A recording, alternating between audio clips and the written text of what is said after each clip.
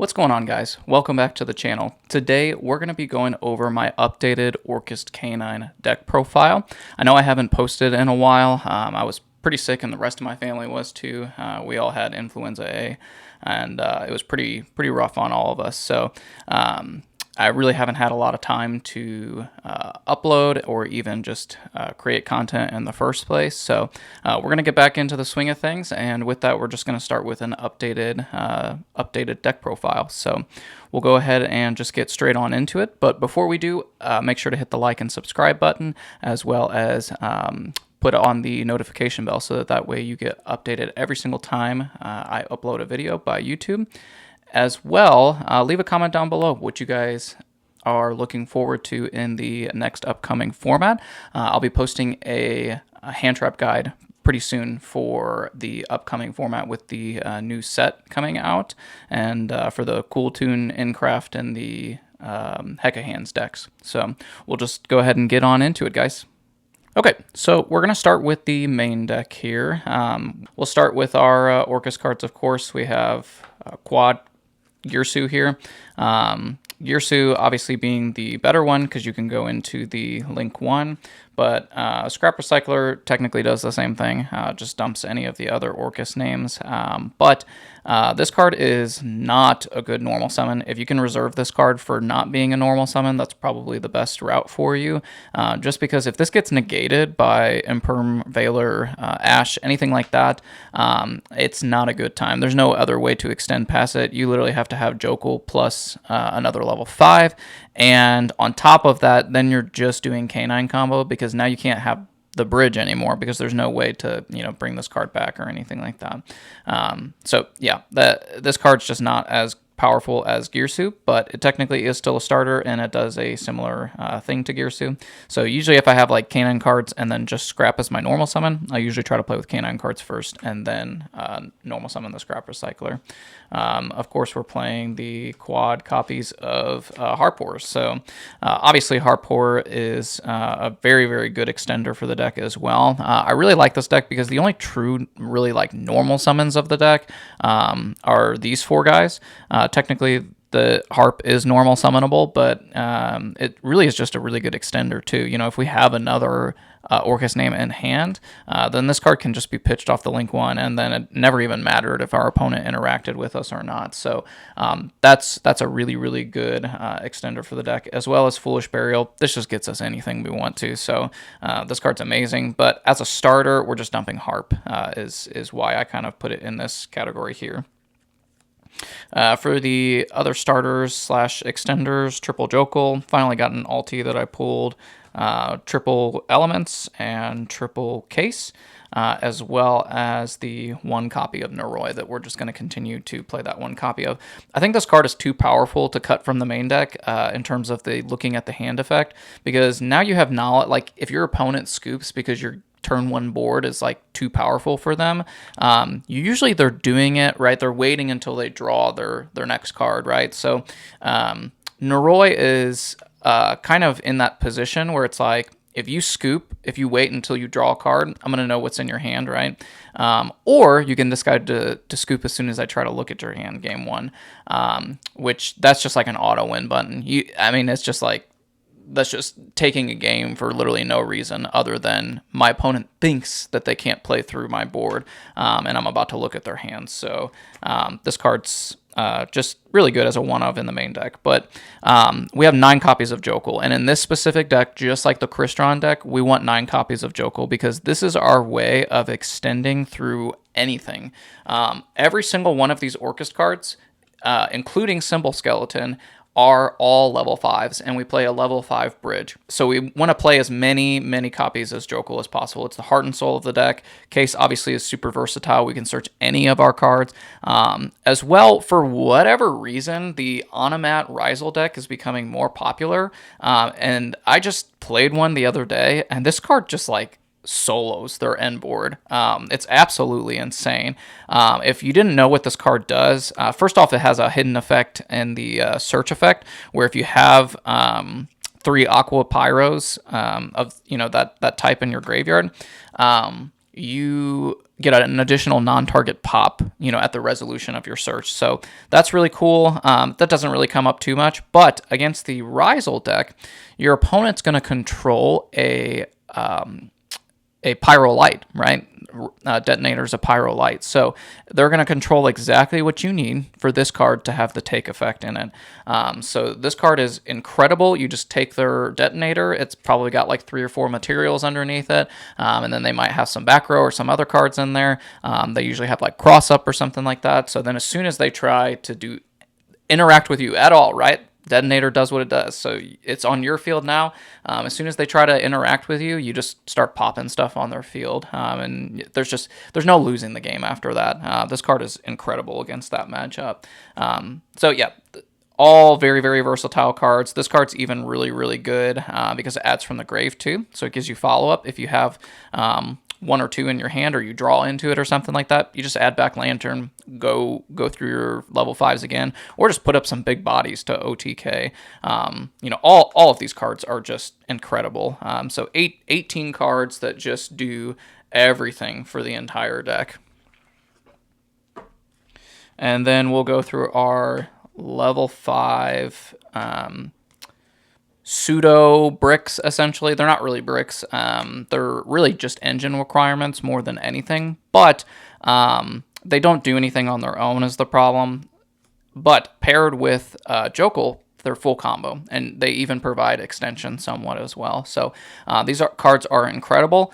I will tell you right now, I understand for the pure Orcust deck that people really, really want to play Nightmare and World Wand. I will tell you, if you're playing the K9 version of this deck, you just shouldn't be playing those cards. I know a lot of people like those cards, and they think, well, they have good recyclability, and they just aid to your overall end board.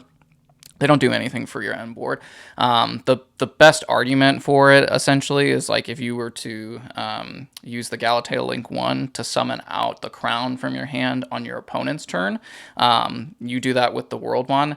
It's unneeded, though. I mean, you set up so many interruptions with this deck that you just don't even need that extra push to warrant 3 bricks in your deck. 3 bricks. That's a lot of bricks to basically do nothing, essentially. When we're talking, I understand from like a purist Orcust deck of like, oh, we got to play all the good cards. I'm not concerned with any of that. My concern is being the most competitive possible, and to do that, you need to limit the amount of bricks in your deck. You need to figure out what cards in the deck actually add value to your deck, and actually add value to your engine, and make your end board less, or I should say, more resilient to different types of interaction from your opponent. Because at the end of the day, you really don't know how your opponent's going to interact with you. You don't know what they're siding against you. You don't know what they put in your side deck. So you want a multi-layered board, and you want the least amount of bricks possible to keep pushing through stuff. That is why I'm just so heavy on the multiple copies of Jokul, 9 copies of Jokul, is just because that card does everything for this deck. It's everything. We don't want to clog our hands with disgusting level 7s and level 8 monsters that literally do nothing in our hands. It's only for if they're in the graveyard. The only argument that I would play Nightmare in is if you're playing like a discard engine, right? So if you're playing like the Horus engine, or you're playing like the Azamina engine or something like that, Nightmare can actually see play in that deck. You probably even play it at 3 copies, honestly, just because with any of those cards paired with them, you're dumping Nightmare, and then Nightmare's just going full Orcust combo from there. So I understand, the point of that. This is not what this deck is about. This deck is merging the 2 decks together essentially perfectly, and only playing minimal cards as possible. So really the only like hard brick that like just doesn't do anything without Jokul is this card.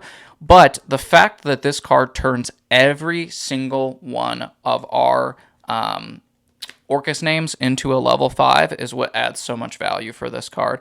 It technically does have an effect, on field, but doesn't really come up all that much. I've left it on field before, and like it does something, but it's mainly just a level 5 to summon off of Jokul and turn all of your Orcust names. It makes the deck so much more consistent and so much more resilient to hand traps, where those other 3 cards, Wand, Nightmare, and Crowned, they don't do that. They don't do that for the deck. They don't let you extend, because those are cards that deep into your combo, you're adding value to your inboard, but not even that much value. So I see so many people talking about it. If you're watching this channel and you're watching it for the most competitive Orcust deck that you can possibly play with, I urge you and I beg you, do not put those cards in your deck. You want minimal bricks. Done with my rant.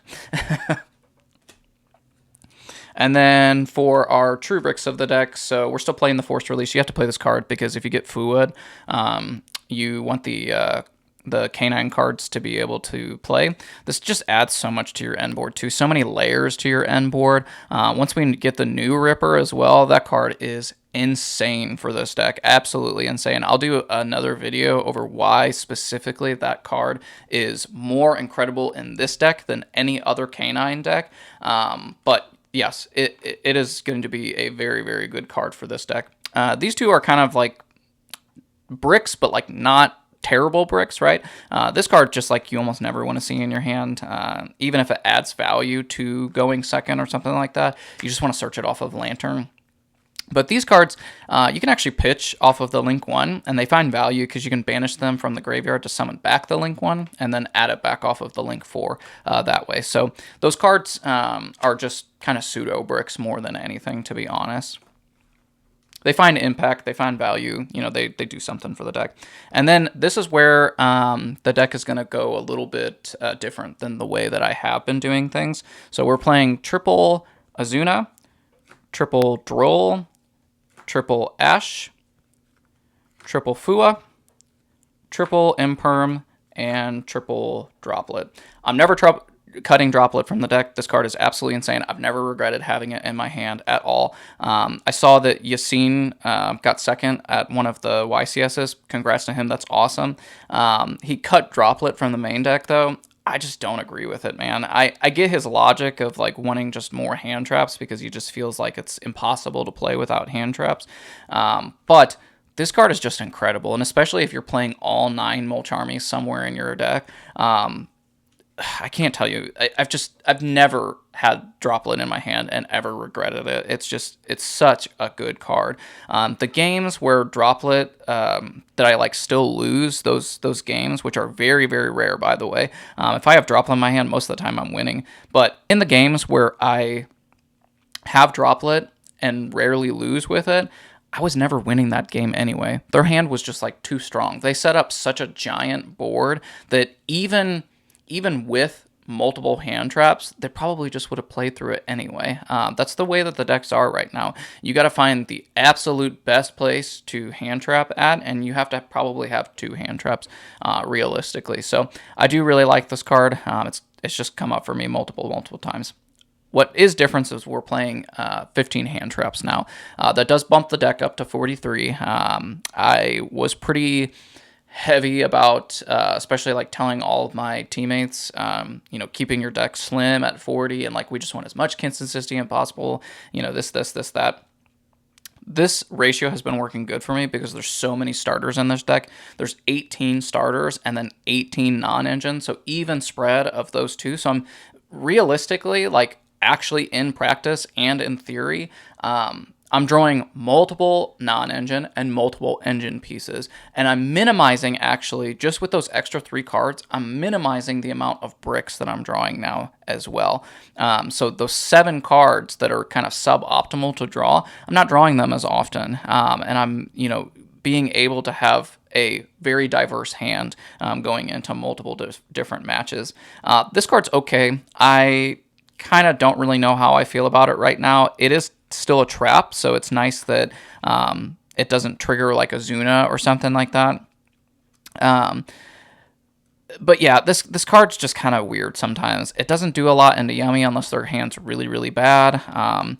It kind of doesn't do a lot into Draco Tail. You kind of just like want to hit the first thing that they summon, like the Malulu or the Lucius, just because a good Draco Tail player, like if they misplay, you can hit Arthalion, but like a good Draco Tail player is just going to hold 5 mana to make sure that their Arthalion resolves. So this card's just kind of weird for me. It does hit a lot of other decks though, and I do like it for like like Malice and stuff like that. And paired together, like it can be a decent card as well. But like even if your argument for like Yummy is like, oh, I'm going into their board and I'm gonna negate their Snatchy in the draw or standby phase, they have a way to get to a second one. There's no stopping it. Imperm's just not a good card against them. So, but it's just nice to have extra valued hand traps. Flawless, best going second card in the entire game. This gives your win percentage up the most. If you want justification for why this card is so freaking good, watch my playback of the Orcust K9 versus Crystron K9. It was insane. My opponent set up full K9 Crystron board, and I had like 17 cards in my hand or something like that at the end. And essentially, I just drew so many cards with a droplet that it just never even mattered. It never mattered. I could play through the back row, but he had 4 powerful monster interruptions, and I just negated all 4 in one go. And because I had a trap in my hand, it was just unrespondable. Everything was unrespondable in that. So this card's insane.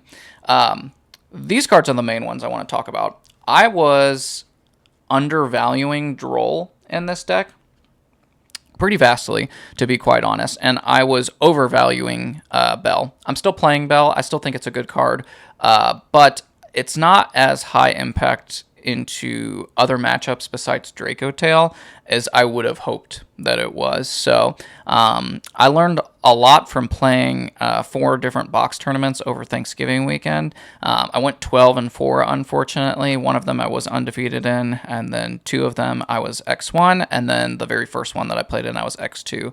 I stuck out with the deck list for the rest of the time that I was playing previously, that I made a video about previously. But yeah, that was just not, and especially I like local box tournaments and stuff like that. Like, I want to go undefeated because my deck list should be good enough to go undefeated at a local box tournament. Otherwise, my performance at something like a regional is not going to be great. And if I can't get a lot of regionals under my belt, then your chances of topping a YCS are just not that great. But what I learned and why I like these 9 cards is every single one of them counters Fuwalos. So Ash directly counters Fuwalos. If you're just playing with the Orcust engine, you can draw yourself, and so then they don't get draws, but you go through the rest of your Orcust engine. And then Izuna, you get to play with your K9 engine, and you can, again, I've done a separate combo video as well on how to play through hand traps, so if you watch that, you'll kind of know my thought process on the combo line that you should take whenever you have Izuna in your hand, or Joko plus another level 5 when you're under Fua. But all of these are counters to Fua, and so I like having 9 counters to Fua in a deck that somewhat kind of loses to Fua a little bit. The K9 engine doesn't, which is exactly why we're playing the K9 engine, but the Orcust engine loses hard to Fua. So I think that's just another argument for why this deck is so much better than any other Orcust deck, is because every other Orcust deck plays into Fua hard. This deck, you can set up multiple interruptions and still not play super hard into Fua. I've done it multiple times where I set up the board that I talked about in the previous combo video, and it's never failed me. I've pretty much always won those games where I set up that K9 end board and gave my opponent 2 or 3 draws. So it's pretty much always worth it. And then on top of it, if you have these in combination, if you get Fuwood, then you just auto win. You literally just auto win because I have decided that I'm going to start playing the Durandal card. The extra deck just changed slightly because of that. But what happened is I had never encountered this before, but a really good Vanquish Soul player that I was playing, he Perulia'd and Fua'd me at the same time, and that was rough. to play through. Just because what happened is he Perulia'd me first, right? And so I thought, okay, that's fine. I'll give him the draw off of my normal gear suit, and then I'll go full Orcust combo, and he'll get one draw, right? And then he Fuwa'd me. And so then I'm like, okay, my hand's actually really, really good. I had a Zuna as well, and I think I even had a Weta Jokul as well. But then you think about it, and you're like, okay, so now every time I do anything with the Orcust engine, right, I'm going to give them another draw, right, because they're under Fua, so they're going to get a lot of cards off of going full Orcust combo. Then on top of it, if I go through the K9 cards, then they're going to get a draw for summoning out the K9 card from my hand, and they're going to get a draw for going anywhere into the extra deck. So either way, I was kind of just screwed, to be quite honest. So that just kind of completely changed my mind. Actually, shout out, I think his name's JY Sheriff. He has a YouTube channel as well. So if you know who he is or you don't know who he is, check his YouTube channel out. He had actually put in the comments on one of my video and said, why don't you play Droll for the Charmies? And, you know, I was giving my little pitter-patter argument as to, you know, why we shouldn't play it and everything like that. And then I got Fuwa'd, Perulia'd at the same time. And I was like, yeah, there's something to this. I think there's a reason why this guy is saying this to me. And it's been good ever since. I haven't done the Durandal thing yet, but it's there just in case, and it's an auto win button if it resolves as well. So I'll explain that whenever we get to the extra deck here. So we will get to the extra deck. So we are playing still one of each of the Orcust names. This is pretty self-explanatory. The only one that I would bump up is a second Galatea, but we just don't have the space for it. This deck is pretty tight in terms of the extra deck, and so it there's just really no room to play extra Orcust cards. This card is, for the combo, you need to play this card or this card. I think this card comes up more than playing a second one of these. If it keeps coming up, I may switch to a second one of these, but right now, this card, people are still playing into the zones. I can get a free send. It's a double recycler. It's also just a bigger body as well.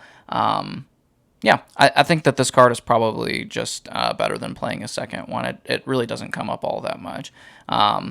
This card is amazing. It's the best boss monster in the game. You can't deter me from it. It's absolutely incredible. And then Ding, you know, you have to play this. It's absolutely amazing in this deck as well because you don't even have to use rank 8s. You just use any of these three guys and overlay it on top. I have actually been using this card as board protection recently. I haven't really worried about like getting it into grave and bringing it back off of Symbol Skeleton for the extra send. You know, our end board is so layered and so good that most of the time I don't even need the extra send. What I do need though is double protection. People are playing you know, just weird destruction board breakers for some reason, and against Dracotail, this card is phenomenal because it prevents them from blowing. They have to have the perfect combination of cards. They have to have Malulu plus Urgula to even out this board essentially. And on top of it, they have to have a way to fuse as well. So that's a lot of cards in hand to have to do that. I'm not saying that it doesn't happen. It happens. You know, it definitely can. But it's one of those that this card as protection has just been incredible for me. And then we're playing IP, SP. You have to play these cards. They're part of your own board. Yeah, not really much to say. This is also a utility card. It comes up all the time. If you don't have your Starlight of this card, you probably should. It's like, I think it's really cheap. Last time I checked, I got this one for $7. So I think if you don't have a Starlight of this card, you probably should. Eventually, it's going to be worth something one day. Riverstormer, Platinum Gadget. These cards are just engine requirements. We did cut the Clockwork Knight. It wasn't coming up a whole lot for me. Even like the auto win button of like the continuous spell wasn't coming up a whole lot for me. So I just decided that it was just kind of a win more thing. It just gets you more dumps and just doesn't really do a whole lot of other things. It hasn't come up at all since I've cut it. So I've been liking the extra way to have that extra utility with Durendal. But yeah, these cards are just combo pieces. You have to play this card because you usually use your normal summon by that point, so you need a way to special the scrap out of hand, and then this just searches scrap. Valon, Gravity Controller. I've preached this so many times. This combo is absolutely amazing. Valon is a Book of Moon on your opponent's turn, and then on your turn for if you have a Zuna in hand. It also just like is a good board breaker as well, because you just like summon it out and then link it off. And so how you do this actually is you can summon and attack a position if you want, because usually the Lupus makes it untargetable. But if you're summoning off of something else and you're going into a Draco Tail board specifically, I would summon this in the extra monster zone in defense position, because then you play around the bounce trap. You summon it into the extra monster zone. The Gravity Controller requires a non-link monster from the extra monster zone. And so obviously you can't summon regular cards into the extra monster zone. So you're summoning an Xyz monster, and then you just link this off and go into Gravity Controller. This card hits the graveyard, and then you pop a back row. So whatever back row you can't play through with the Draco Tail deck, that's what you're gonna want to pop with the Valon. And then Durendal. Like I said, I haven't used this card yet, but theoretically, it's very, very good. And if I get Mulch Armied and I have any way to K9 combo and I have Droll in my hand, it's an auto win button. I'm going to rip my entire opponent's hand out. So if you guys don't know how to do this combo, what it is that you're under a Mulch Army. You summon out Durendal. You have to remember that you have to summon this card off of a Zuna. You can't summon it off of the Lantern or the Jokul effects, just because they say that you cannot make light Xyz monsters with those cards. So you have to go off of a Zuna. And so you use a Zuna and Lupus, summon out this card. On this card summon, your opponent is going to draw a card. What you're going to do then is you're going to use its effect to rip both of our hands, and then have both of us draw cards equal to the cards that we shuffled back into the deck. The thing is, though, is if you have Droll in your hand, because Droll is a quick effect, and it just happens on the next chain. It's just if your opponent added a card, quick effect, you can use it at any time in the entire chain that happened after the search or draw or whatever. So if your opponent added a card to their hand, you use Droll at any point in the next chain. So what you'll do is you'll use Durendal, you'll detach. I would recommend detaching the Izuna, so that way you have targeting protection with Lupus, because you really want this card to resolve. And so what you'll do is you'll actually summon this out. Your opponent will get a draw. You'll activate this effect. You'll try to rip both of their hands. And then what you'll do is you'll chain Droll after that. Whether your opponent changed something or not doesn't matter. Your opponent's able to chain something if they want to this card.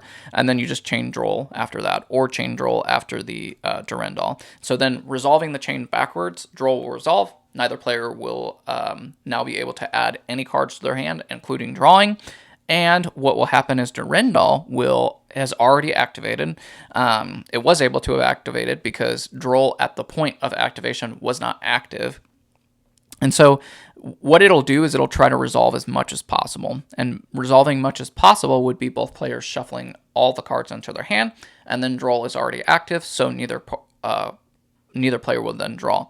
You have a full end board setup, and your opponent has then 0 cards. And then from there, if you want to, you can start going through your Orcust combo, because now you're both under Droll, and so you don't really need to search with the Orcust combo, and then your opponent's not going to draw any more cards. So if I would make sure too that you set up Ripper before this, just because your opponent can try to, if they're kind of smart and they know what you're doing, they will try to Droll themselves before you do that. So that way your Durendal does not resolve correctly. So you'll just Ripper negate that every single time. And then we play 1 Ripper, 1 Jax, 1 Werewolf. Likely after Burst Protocol, the Werewolf is going to become the Ripper. Werewolf's still like a really good card to me, and it does provide some good utility. I just don't know playing two monsters that you have to rank up into. I don't really know how effective that would be. What I have actually found, though, is I like playing Ripper and Jax. You can also play double Ripper if you want to, but I like playing two rank 5 K9 Xyz monsters specifically, because what will happen is your opponent, to keep you off of the rank up spell and to keep you off of ranking up into Werewolf or the future Ripper, they will try to get rid of the body, that card specifically. So you'll usually end on Ripper. They'll try to get rid of the Ripper, and then what? If you have the second target in your deck, you can just summon it out off of the Azuna in your hand, and then that is what provides your target for the rank up spell. That has been happening quite a lot to me, honestly, is that people think that they can just stop my combo or stop my quick play spell from resolving just by getting rid of the body itself. And so that's why I really value the second K9 being Jax, just because it's diverse. I like a different type of effect. It's a pop. It's come up plenty of times. And its second effect, when you rank up into Werewolf, I've OTK'd plenty of times with that as well. So it's come up lots and lots for me. I would recommend playing it. And the side deck has changed pretty vastly as well. We are playing triple Perulia, triple Meows. I think that these 6 Charmies are, I think just all 9 Mole Charmies are amazing right now. It honestly kind of makes me mad because, like, for a while there, the pros were saying, like, no, don't play Mole Charmies. They're so bad. They're so bad. They're so bad. And then all of a sudden, every single pro in their entire all their deck lists for different YCSs are just starting to shove in all of the Mole Charmies. And it's like, God, you guys just sound like the freaking government, just telling people not to play these cards and then putting them in your deck list yourself. That's a reason why I hate paid content too, is just because they... they have you pay for this stuff and then they just like change their deck list anyway, because they're not going to actually leak you what actually they think is going to be good going into a tournament. So I think that these cards are amazing. I've always thought that they were amazing. I, for some reason, let these professionals kind of deter me into playing these cards. I'm back on them again. They have found infinite impact for me. They are so good, especially into the Yummy matchup that I don't, this deck just struggles so much with the Yummy matchup. We want a lot of cards to side in for that, so I like siding all 6 of these Mole Charmies in for that. And then especially with Vanquish Soul coming back into the format, Perulia's really good against that deck. Endcraft, Perulia's really good against that deck. Yeah, it's just very good. The Mole Charmies are super good. And then we're playing triple Retaliating Sea. So Draco Tail's still a deck. Doesn't matter how good your matchup is into the deck, you're going to want to play this card. If your Draco Tail opponent has a really good hand, you're probably not going to beat him anyway without something like this, especially if they're a really good player. This card has also found other impact for me. Against like weird rogue decks, a lot of people are like playing the Azamina engine for some reason. This card's really good against them. It's going to be really good against the Chimera engine as part of the Hekahand stuff. It also just finds impact against, it's not good against Mitsurugi, but Mitsurugi summons off of a spell, and then like whatever engine they're playing with the Mitsurugi engine can lose to the macro effect of this. So if they, if you are going first and you want this as like a floodgate in your hand, then usually they're trying to break your board with Mitsurugi stuff and then combo with their other engine. So you'll just let them play with the Mitsurugi stuff, summon this card out, and then you'll just basically play Protect the Castle after that, because they're going to try to like get rid of this card, but you have a Dingirsu with 2 materials, and then if they out that, then you can bring it back and it'll have an additional material. So this card's not going anywhere against almost any deck. So this card actually is probably like the best in this deck because we can protect it so well. I really have liked this card a lot. And then I'm playing 1 Nib and 2 Bells. So Nibiru, I side this in against like the Yummy decks because I'm siding in all the Mole Charmies, and then you just basically try to draw as much as you can if they let you.